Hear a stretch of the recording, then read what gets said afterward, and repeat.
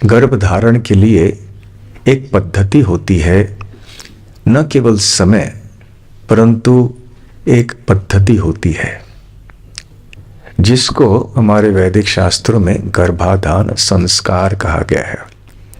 संस्कार क्या होते हैं? शुद्धिकरण की क्रियाएं होती हैं जिनका उल्लेख शास्त्रों में पाया जाता है। षोडश संस्कार, 16 प्रमुख संस्कार हैं। इनमें से और 10 भी महत्वपूर्ण माने जाते हैं, दशविध संस्कार। और सर्वप्रथम संस्कार ये गर्भाधान संस्कार है। तो ये संस्कार बड़े अद्भुत हैं क्योंकि जन्म के पहले से ही ये प्रारंभ होते हैं। जन्म के पहले की बात तो दूर है, गर्भधारण के पहले से ये संस्कार प्रारंभ होते हैं और मृत्यु के बाद अंत्येष्टि क्रिया के समय भी तक ये चलते रहते हैं। तो आजकल ये बड़े दुर्भाग्य की बात है कि लोग ये नहीं जानते कि संतान की उत्पत्ति करना ये एक विज्ञान है। तो विज्ञान किस प्रकार का है? ये शास्त्रों में वर्णित जैसे पद्धति है उसके अनुसार चलना चाहिए। इसके पीछे बहुत तत्व हैं, तथ्य हैं, ज्ञान है कि प्रजा की उत्पत्ति कैसे होनी चाहिए ताकि समाज में अच्छे लोग बने। जब गर्भाधान संस्कार नहीं होता है तो कश्यप और हिरण्यक्ष जैसे लोग की उत्पत्ति होती है। दुर्भाग्य ये है कि आजकल लोगों को ये पता नहीं है कि गर्भाधान संस्कार क्या चीज है। ये कोई जगह का नाम है, फूल का नाम है, कोई मिठाई है, क्या है ये? किसी को पता ही नहीं है। परंतु यदि हम एक अच्छा समाज चाहते हैं और हम अच्छी जनता, अच्छी प्रजा चाहते हैं यहाँ पे सारे विश्व भर में, तो ये बहुत आवश्यक है गृहस्थ आश्रम में गर्भाधान संस्कार हो जाए। गर्भाधान संस्कार नहीं होने से क्या हो सकता है और क्या होगा, इस अध्याय से हम सुन चुके हैं। परंतु देखिए आगे चल के गर्भाधान संस्कार यदि हो तो फिर क्या लाभ होता है, उसका भी वर्णन नरसिंह पुराण में पाया जाता है। और दिति के पौत्र के संबंध में प्रहलाद महाराज, और प्रहलाद महाराज के पिता कोई भक्त तो नहीं थे। पहले से बताया गया था कि ये बहुत दुष्ट होने वाला है और दुष्ट हुए ही, महान बहुत बड़े दुष्ट व्यक्ति हो गए। तो प्रहलाद के जन्म के बहुत पहले की बात है कि हिरण्यकश्यप ने सोचा कि मैं तपस्या करने जाऊंगा। देखिए, तपस्या शब्द से हमें ये नहीं सोचना चाहिए कि केवल ऋषि मुनि ही तपस्या करते हैं भगवान की प्राप्ति के लिए। भगवत गीता के अनुसार तपस्या तामसिक हो सकती है, राजसिक हो सकती है, सात्विक हो सकती है और दिव्य हो सकती है। तो भगवान के भक्त दिव्य तपस्या करते हैं, परंतु हिरण्यकश्यप जैसे असुर जो होते हैं उनकी तपस्या तामसिक होती है। जैसे रावण और कुंभकर्ण आदि, उनकी तपस्या थी तामसिक तपस्या, घोर तपस्या, जो जिसमें शरीर को बहुत अधिक कष्ट दिया जाता है। और सबसे महत्वपूर्ण बात है कि इस तपस्या का उद्देश्य जो होता है वो दिव्य नहीं होता, आध्यात्मिक जीवन से कोई संबंध नहीं होता।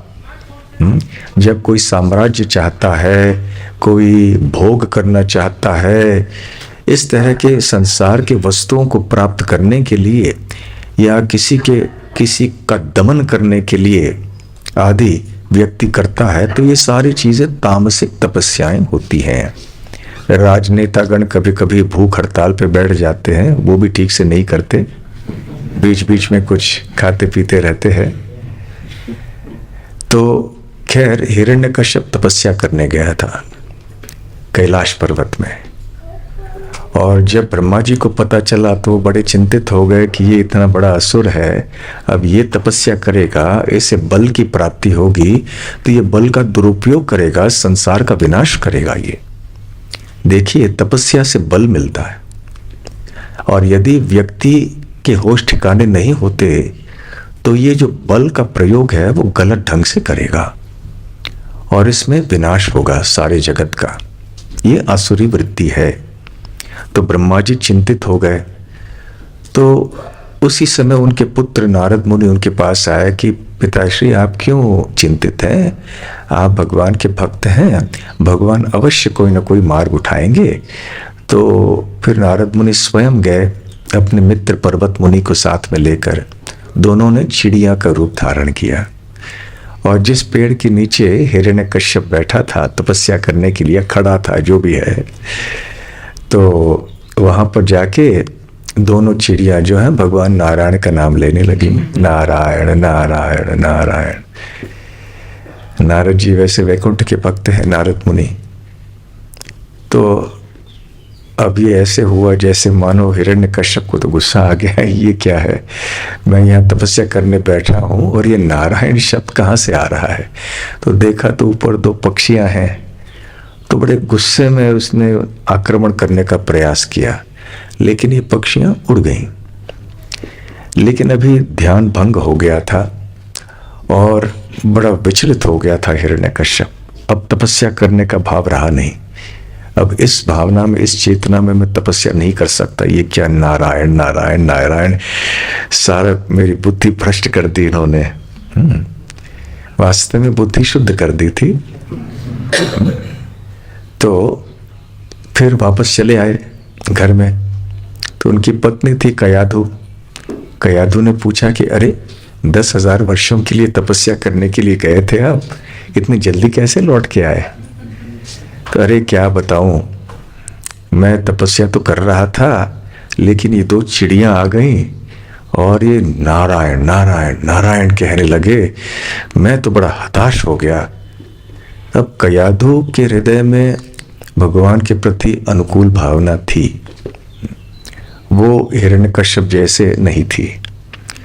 तो उसे पता चला, अरे मेरे पति के मुंह से नारायण का नाम निकला, ये तो बड़े आश्चर्य की बात है। तो जानबूझकर फिर कयाधु ने कहा, नहीं क्या सुना आपने, क्या सुना? नारायण, नारायण नाम सुना? नहीं नहीं मैंने ठीक से सुना नहीं, फिर से कहिए क्या सुना आपने? तो इस प्रकार से कयाधु ने अपने पति के नाम से भगवान का नाम निकलवाया। तो नारद मुनि की कृपा थी। तो नारायण नारायण, और फिर दोनों पति पत्नी नारायण नारायण नारायण कहते कहते वहां गर्भाधान हो गया। और इसलिए फिर प्रहलाद महाराज का जन्म हुआ आगे चल के। हालांकि ये एक बाह्य कारण है, वास्तव में फिर भी एक महत्वपूर्ण बात है जिससे हम समझ सकते हैं कि यदि हमें अच्छे भक्त चाहिए तो गर्भाधान संस्कार बहुत आवश्यक है।